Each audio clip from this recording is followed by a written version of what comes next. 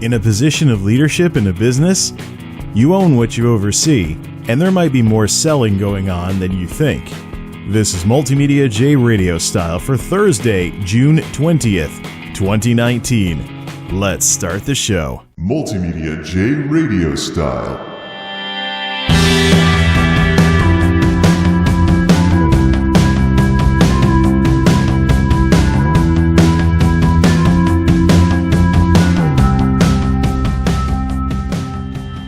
Well, folks, it's time to talk about something that I can't talk about anywhere else, because if I do, the discussion will get wrangled into me sounding like I can't make a coherent point, which is a form of crazy making, which, along with gaslighting, is something I do not approve of. So, in order to actually be able to say my piece without someone trying to mess with what it is that I'm saying, here we are. We're going to be talking about how managers own what they oversee, and something that I've been tossing around for a while now that obviously is not very popular.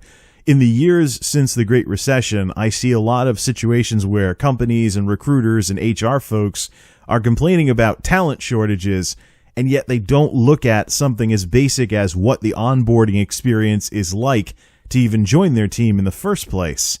And one of the things I've been saying that could probably wrinkle some noses and turn some heads is that whether we like it or not, being a manager has more sales involved in it than a lot of us would like to give it credit for.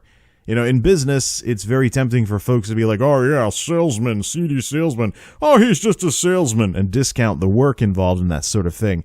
But selling is something that I've seen when it comes to leadership as well, and not just because I've seen people in leadership roles talk amongst each other about, well, I have to sell this to my associates. Wonder what I should say. So how are we going to sell this to the troops? So how am I going to sell this process rollout or blah, blah, blah? So I have heard the word sell used to refer to things that leadership is doing before, but why is it such a weird thing that I'm tossing around some of these ideas? Like, for example, hiring somebody is kind of like selling something to somebody, and there's customer satisfaction and there's customer retention involved as well. We'll get to that. What caused this discussion, though, is that I drew a line in the sand regarding malignant narcissism. I've decided that the behaviors associated with malignant narcissism, such as being incredibly full of yourself but always tearing others down and things along those lines, a combination of narcissism, paranoia, anger issues, and other sorts of nasty behaviors, I've decided that this sort of stuff is going to be a showstopper behavior, and if I encounter this somewhere, I will be looking to exit the situation. So in a professional environment, if I encounter people who are like this on the job, it's going to be them or me that leaves, most likely me, because I know full well that there are people out there, such as most dark triad types, who are illogical, do not run off of normal human reasoning and normal human logic, play by a different set of rules, and that there is no winning with them or keeping the peace with them or compromising with them. So this type of stuff is a showstopper to my involvement with whatever team they're on. If they're like this and the managers want them around, that is automatically, as a form of nonverbal communication, if you want to call it that, my cue to get lost. So how could I be so sensitive about such a thing? How could I be so polarized on this matter? Very, very easily. Companies do this all the time. Ask any human resources professional about zero-tolerance policies for things like not stealing from the company or not showing up to work under the influence of alcohol or drugs. Why are there policies where you get no second chances and can be subject to termination without prior counseling? It's not that these ideas are a weird thing. It's only a weird thing if individuals do what companies already do a lot of. Companies do this to individuals a lot. Why is it such a weird thing if someone flips it in the other direction, or if individuals do this sort of stuff to each other? Then again, why is it such a weird thing to talk about stuff that happens on teams in terms of team building and other jargon that I use to describe someone being in charge of a team? There's that team word again. And team is very important. I'm not just trying to be like, there's no I in team, that little catchphrase. But team is important. Teamwork is important, and being able to work with teammates is important in a business environment, because just about every kind of business out there, except for a sole proprietorship, is a team sport. If you're in a partnership, your partners are your teammates. If you're an LLC, you have coworkers who are teammates. Larger corporations, same thing. You will never get away from the whole teammates thing. And if you want to talk about, oh, I'm just going to be a sole proprietorship and go into business for myself and not have coworkers, you'll have customers and you'll be teaming up with them to actually make money by selling them products and services. So needless to say, this whole teamwork thing is massively important. Think of that scene from the Miracle movie about the 1980 Miracle on Ice, where the coach is telling the folks on this hockey team, remember when you pull on that jersey, the name on the front is a hell of a lot more important than the one on the back. Get that through your head. When you join a team, you're joining something larger than yourself. You're becoming part of something that can do more than you could do on your own. There's always this sense of, yeah, individual contribution, but the team is what it is, and the team matters. And so, by mere virtue of that, team dynamics matter as well. Culture matters as well. And, most importantly, who's on the team and who isn't matters. Good to great. First who, then what? I hear a lot of talk in business circles about emotional intelligence and how corporate America needs to rediscover emotional intelligence and stuff like that. And I hear that and I'm like, that sounds like empathy. Well, that's because it kind of is empathy. It's the corporate world rediscovering such a basic human behavior of giving a darn about others. There is an element of emotional regulation in it as well, where you don't want to be all wild and crazy on the job.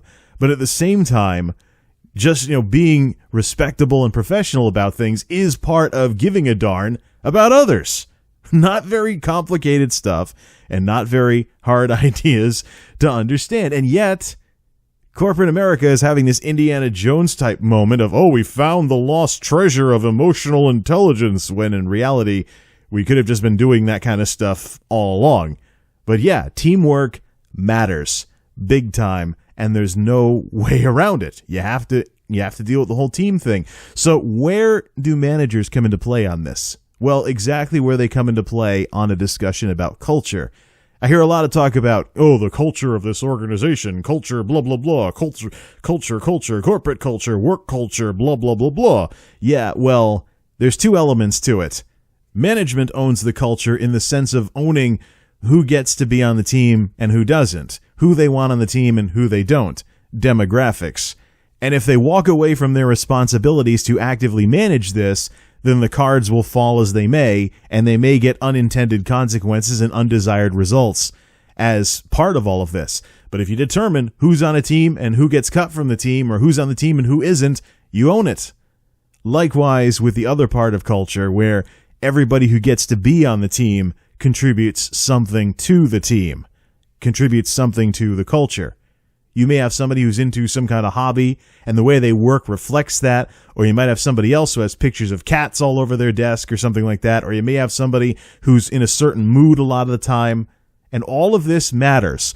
All of this comes together to create what you have for a team, as well as what kind of results you can get. So when management and human resources fill an open rec, as I've heard it called before, or just say fill a job position or something, fill a position, yeah. Whenever that happens, what's really happening is they're selling a spot on the team. Now, this is the part where folks start scratching their heads. But consider this. When you talk about hiring somebody versus selling a product or service, what's the difference other than the mediums of exchange and maybe the command structure being involved and stuff like that? What's the difference? If you're selling something to a customer, the customer is giving you their money in exchange for the product or service that you offer. If you sell a job to somebody and then keep selling with, retention and stuff like that to keep people from quitting, the customer is paying you their time, skills, and abilities. Time is very important, though, in exchange for salary, benefits, compensation, feeling like they're amounting to something in life, career satisfaction, fulfillment, a feeling of fulfillment, etc., however you want to put it. But you're talking about a transaction here, and you're talking about a situation where, number one, you need to get good people who are investing in what it is that you're doing, and then you have to work to retain them and keep them from leaving. Customer satisfaction and customer retention. Otherwise, you run into things like turnover costs and other expenses related to positions being open or unfilled or what have you. Therefore, as a manager, you own what you oversee. You own the experience of what it's like to be on your team and what it's like to join, like the onboarding process, and what it's like as a day-to-day experience as to whether people want to keep paying their time, skills, and abilities to receive what it is that you're offering them. Now, I mentioned that time is important earlier, and that's because it's very easy, especially in this day and age where wage labor is so common all over the place that we don't think it's anything special anymore. If you read about labor history and employment history, even the idea of going to work is largely a result of the Industrial Revolution, because if a bunch of people are having to go somewhere to get work done and get paid for it, well, you can connect the dots on that one, I presume. However, very, very rarely have I ever heard someone talk about wage labor in this context. Would you ever go tell somebody that you sold an hour of your life for $11, $12, $13, whatever you make per hour? Would you ever say, I sold an hour of my life for $13? And can you say that with a straight face without feeling like, either that's very awkward or maybe that's low or something, or yeah, can you say that without feeling kind of weird? But that's the reality of things. Somebody is giving up their time to be involved with your team if you're running a business or if you're a manager in charge of something. And just like a transaction with cash or credit, when you're selling products and services, there's also opportunity cost. What else could you have done with the money? Or in this case, what else could these people be doing with their time? And this is why we have authors like Liz Ryan who ask around, say, the end of each year, ask yourself if your job is worth another year of your life, or is it time to move on? So having said all of that, is this really such a strange idea now? At all. I mean, I know millennials get bashed for job hopping by baby boomers, Gen X, etc., and I've certainly heard those criticisms before, but how is that not merely being practical, especially in this day and age where employers will just turn you loose for any or no reason, or sometimes a really stupid reason? Where's the loyalty in any direction when millennials get blamed for not having loyalty towards employers and things along those lines? And when we're this far removed from the Great Recession in a tight labor market, with things being the way they are, with companies still crying about talent shortages, even as they refuse to look at their own onboarding processes and how insulting they are to a lot of talent that's floating around out there, even in our day and age, how is this not something that people should be thinking about? There is an element of sales and customer satisfaction and customer retention with regards to running a place. It's very tempting when somebody first tastes a little bit of power in the workplace to be like, yeah, I'm a boss. But there's a difference between a manager and a boss. And there's a difference between somebody who actually knows what they're doing when they're in charge of something and somebody who just craves power and just wants to be able to boss people around. And in many cases, the team's ability to be successful or not be successful is made or broken by this kind of stuff. So hopefully this is something that some of you folks can think about, and maybe it'll get the old gears turning. But this is the sort of thing that I just can't talk about because it doesn't seem to be a popular viewpoint at all.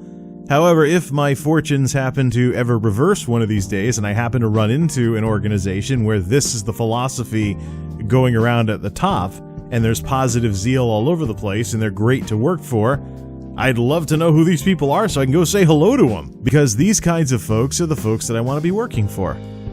Till next time, this is MultimediaJay, signing off. Thanks for stopping by.